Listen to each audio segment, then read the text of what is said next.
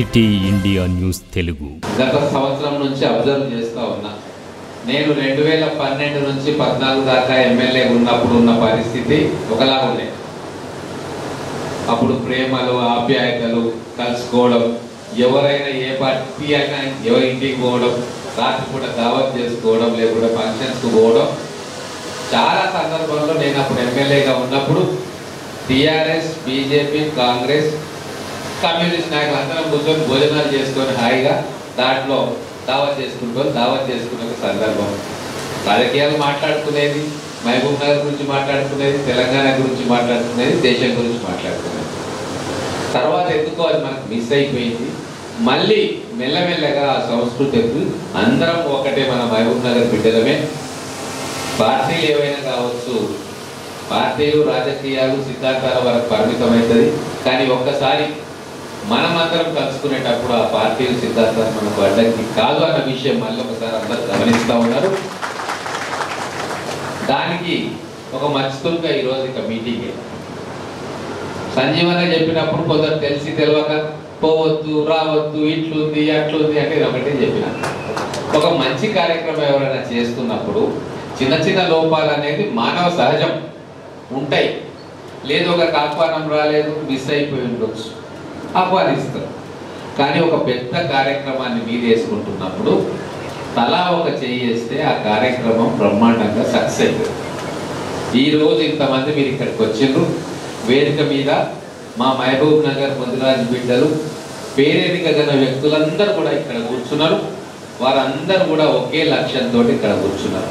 ఏంది, ఎన్నో సంవత్సరాలుగా ఈ స్థలం మన చేతిలో ఉంది, కానీ దీన్ని మనం మన భవిష్యత్ సమాజానికి, మన పిల్లలకు ఉపయోగించుకోలేకపోతున్నామన్న ఆవేదన అందరికీ ఉంది. ఇక్కడికి వచ్చిన వాళ్ళు మీలో కూడా అది ఉంది. ఈ ఆవేదనను అర్థం చేసుకున్నాం అందరం. ఈ ఆవేదన ఇంకా ఉండకూడదు. ఏదో ఒక కార్యాచరణ మనం మొదలు పెట్టాలి. ఒక అడుగుతోనే 1000 కిలోమీటర్ల యాత్ర మొదలైతుంది. ఒక ఆలోచనతోటి, ఒక పెద్ద సంకల్పం.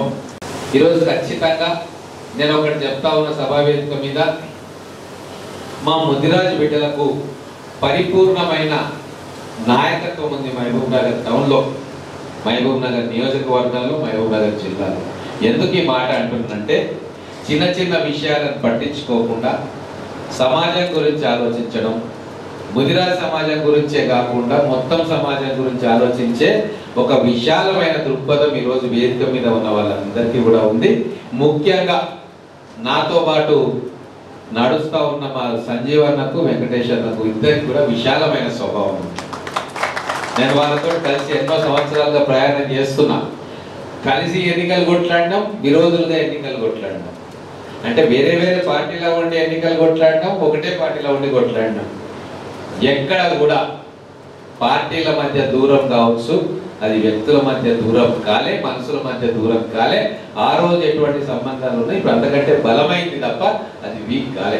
అంటే ఇంత విశాలంగా సమాజాన్ని అర్థం చేసుకున్న వ్యక్తులు వీళ్ళందరూ కూడా, ఒక సంజీవన్న, వెంకటేశ్వరన్న, మీ విజయన్న, వీళ్ళందరూ కాదు, అందరు ఇక్కడ వేదిక విన్న ప్రతి ఒక్కరు కూడా.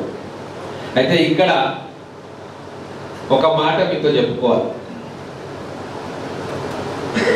నా చిన్నతనంలో వ్యవసాయ కుటుంబాలే మీలాగా ముదిరాజు బిడ్డలు చాలా కష్టపడి, కొందరేమో వాళ్ళ తరతరాలుగా వాళ్ళ కుటుంబాల్లో వస్తున్న వృత్తి, చేపలు సేకరించడం, తర్వాత కొందరు పూలు పండ్లు సేకరించడం, కొందరు వ్యవసాయం చేసుకోవడం, ఇటువంటి కార్యక్రమాలు చేసేవారు. కానీ ఈరోజు చాలా మార్పు వస్తుంది. ఈరోజు విద్య మీద దృష్టి పెట్టింది ముదిరాజు సమాజం. అది దాదాపుగా 20 సంవత్సరాల నుంచే ఆ తపన చూస్తూ ఉన్నాం. దాని పర్యవసానమే ఈరోజు సంజీవ్ ముదిరాజు గారి కుటుంబంలో ఒక ఐఏఎస్ ఆఫీసర్ ఉన్నారు, ఎన్పి వెంకటేశ్వర కుటుంబంలో ఒక ఐఏఎస్ ఆఫీసర్. అది మామూలు విషయం కాదు.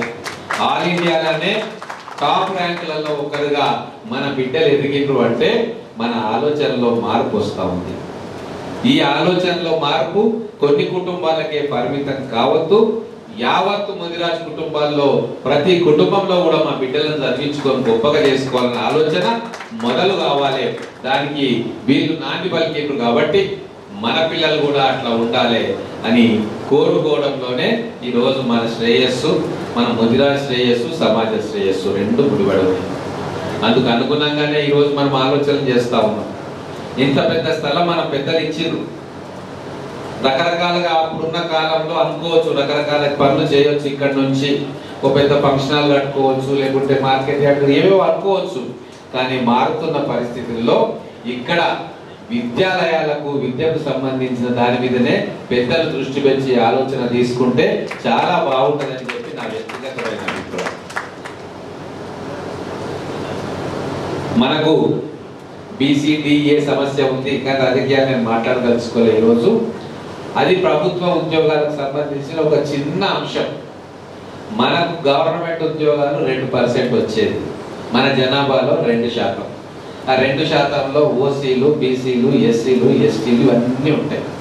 అది సాధించుకోవడానికి మన ప్రయత్నం చేస్తూనే మన పిల్లలను ప్రపంచంతో పోటీ పడేటట్లుగా నిలబెట్టాల్సిన బాధ్యత, వాళ్ళకు అటువంటి తర్ఫీదు, టెక్నికల్ నాలెడ్జ్, స్కిల్స్ ఇవ్వాల్సిన అవసరం ఇప్పుడు మనందరికీ ఉంది.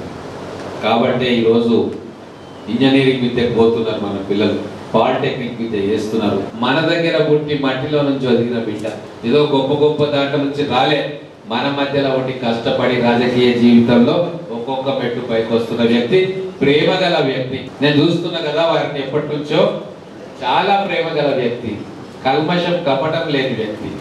అటువంటి వ్యక్తి మన జిల్లాకు మంత్రిగా ఉంటే అందరికీ కూడా ఉపయోగపడుతుంది. వారిని కూడా ఈ ఇక్కడ జరగబోయే నిర్మాణంలో పూర్తిగా వారి సహకారాన్ని, వారి సపోర్ట్ కూడా మనం తీసుకొని ముఖ్యమంత్రి గారి దగ్గర కానీ, ప్రభుత్వాల దగ్గర కానీ మనకు ఎంత వీలైతే అంత ఫండ్స్ ఏ రూపకంగా తీసుకురావచ్చు, ఇవన్నీ కూడా ఆలోచన చేద్దాం. మనకు మంచి భవిష్యత్తు ఉంటుంది, ఈ స్థలానికి మంచి భవిష్యత్తు ఉంది అని చెప్పి నేను నమ్ముతూ మీ అందరికీ కూడా ధన్యవాదాలు.